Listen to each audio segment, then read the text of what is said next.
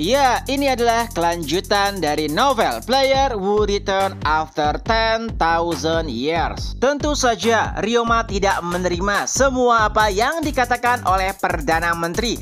Apalagi fakta bahwa Perdana Menteri mendapatkan batu iblis di rumahnya. Ryoma mengeluarkan aura yang menakutkan dan tentunya itu membuat Perdana Menteri gemetar. Akan tapi ia masih lebih takut saat memandang Kang Wu karena Kang Wu menggunakan otoritas ketakutan kepadanya. Fujimoto Ryoma mulai membentak Perdana Menteri. Kau berani-beraninya menggeledah kediamanku? Ya, secara tingkat mungkin Perdana Menteri lebih tinggi dibandingkan kebanyakan orang.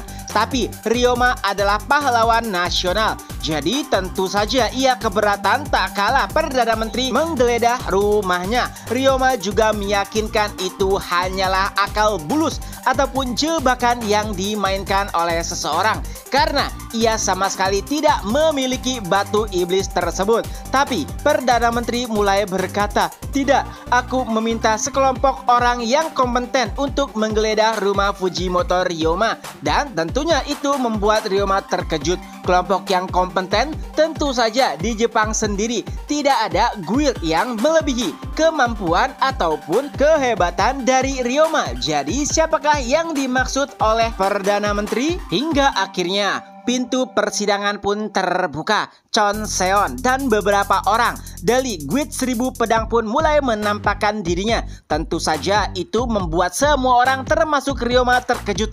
Apa? Chon Seon dari Guild Gerbang 1000 Pedang? Tentu saja mereka merupakan guild terbaik di Asia. Jadi dari segi kekompetenan tidak diragukan lagi. Tapi pertanyaannya, kenapa mereka tiba-tiba ikut serta dalam situasi ini? Chon Seon pun mulai menjelaskan 3 hari yang lalu, tepatnya setelah penangkapan Kang Wu, Perdana Menteri menelponnya dan menjelaskan bahwa seseorang yang disebut sebagai pahlawan merupakan bagian dari kultus iblis. Kami, Gerbang 1000 Pedang, tentu saja mengetahui kekejian dari kultus iblis. Oleh sebab itulah kami langsung terbang ke Jepang dan memeriksa kediaman Ryoma. Dan ternyata selain batu iblis ada beberapa jejak juga terkait dengan energi iblis. Tentu saja Ryoma menolak. Itu adalah konspirasi. Mereka adalah orang-orang Cina. Jangan mempercayainya.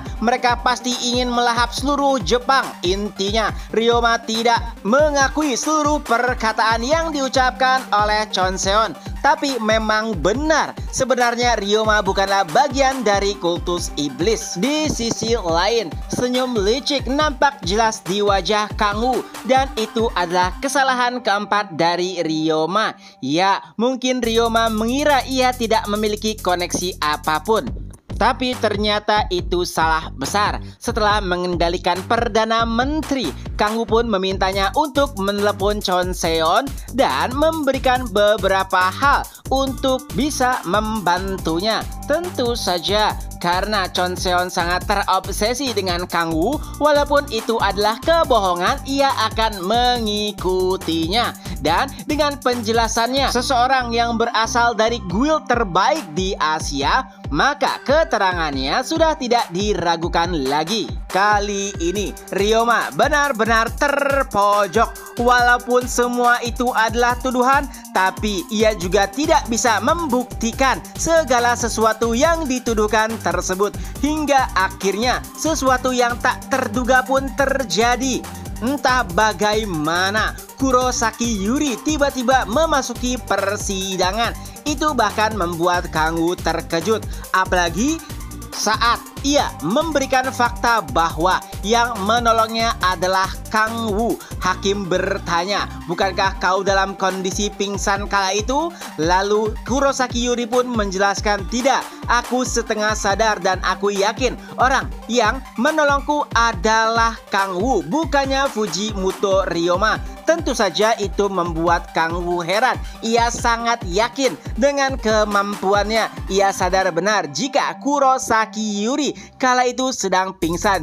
Jadi pastinya itu adalah kebohongan. Pertanyaannya, kenapa ia harus berbohong dan membantu Kang Woo? Tapi dengan penjelasan tersebut, Ryoma benar-benar sudah tidak memiliki harapan lagi. Apalagi Chon Seon juga meminta hakim untuk segera menahan Ryoma. Dan tentu saja hakim mengikuti perkataan tersebut dengan segala bukti yang mengarah kepada Ryoma. Tapi sayangnya Ryoma lebih memilih untuk melarikan diri.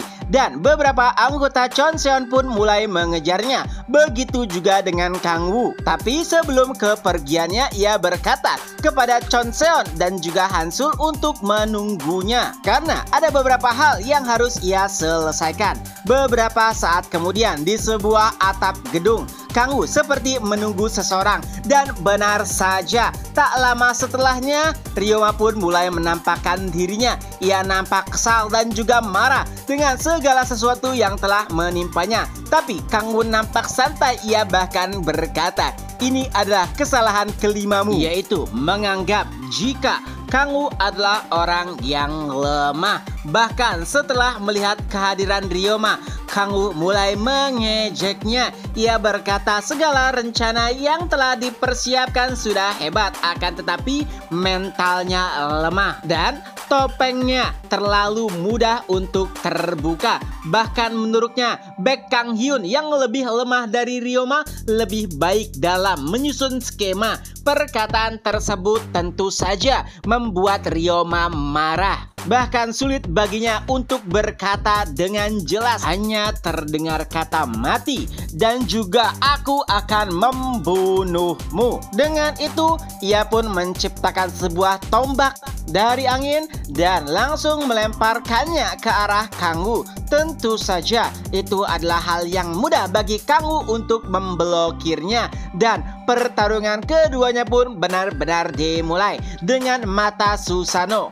Ryoma menciptakan banyak tombak dan itu menyerang langsung ke arah Kang Woo. Ya, walaupun itu bukan hal yang mudah bagi Kang Woo. Ia bahkan memuji mata Susanoo karena merupakan item peringkat legenda. Jika saja Kang Woo tidak memiliki tubuh iblis ekstrim, pasti akan sulit untuk melawannya. Hingga pada akhirnya, karena serangan-serangan Ryoma bisa diblokir dengan mudah, Ryoma pun memutuskan untuk bertarung di udara. Tapi lagi-lagi itu adalah kesalahan besar. Di neraka sendiri, Kang Woo sering melawan iblis dengan cara melayang di udara ataupun terbang. Jadi itu adalah hal yang biasa bagi Kang Woo. Dan juga bahkan Kang Woo mengatakan terang-terangan bahwa Ryoma tidak akan pernah bisa mengalahkannya dengan cara tersebut. Hingga pada akhirnya sesuatu tak terduga pun terjadi. Mata milik Ryoma tiba-tiba bersinar dan kala itu muncullah sebuah lengan raksasa dari langit dan langsung menghantam Kang Woo. Chapter pun berakhir. Nah, itulah kemungkinan apa yang terjadi untuk kelanjutan novel Player Who Return After 10,000 Years. Semoga terhibur. Ketemu lagi di next video. Bye-bye.